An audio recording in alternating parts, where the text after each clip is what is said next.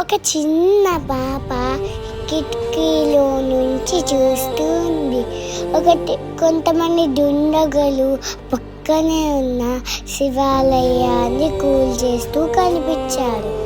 వెంటనే ఆ పాప వాళ్ళ తండ్రి దగ్గరికి వెళ్ళింది.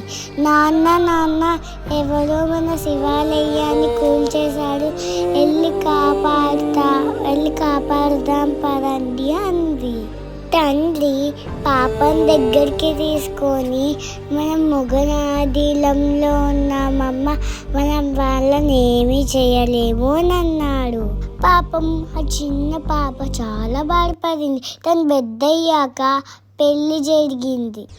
వాళ్ళ అత్తగారి ఇంట్లో ఆ అమ్మాయి గుమ్మం బయట నుండి చూస్తూ ఉంది. కొంతమంది దుండగులు ఎదురుగా ఉన్న దేవాలయాన్ని కూల్చేస్తూ కనిపించారు. వెంటనే భర్త దగ్గరికి వెళ్ళి, ఎదురుగా ఉన్న దేవాలయాన్ని కూల్చేస్తున్నాడు, మనం కాపాడదాము అని అంది.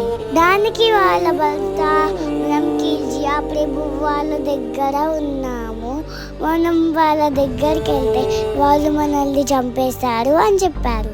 ఈసారి ఆ అమ్మాయికి బాధ రాలేదు, కోపం వచ్చింది. కొంతకాలానికి ఆమె ఒక మగ బిడ్డని జన్మ ఇచ్చింది.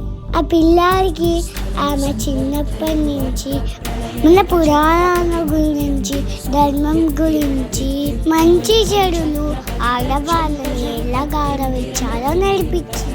యుద్ధ విద్యలు అన్నీ నేర్పించింది. ఒకరోజు ఆమె ముందే ఇంకో గుడిని ధ్వంసం చేస్తున్నారు.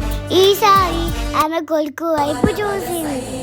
ఇంకంటే ఆ 16 ఏళ్ళ పిల్లాడు గుళ్ళ పైన దాడి చేసే వాళ్ళని చిత్తుగా కొట్టాడు, టెంపుల్స్ ని కాపాడాడు. ఆయన ఎవరంటే మన శివాజీ మహారాజ్. ఆ అమ్మాయి ఎవరో కాదు, జిజియాబాయి. జై సీతారాం, భారత్ మాతా కీ జై. ఫ్రెండ్స్, ఈ వీడియో నచ్చినట్లయితే like, share and subscribe please.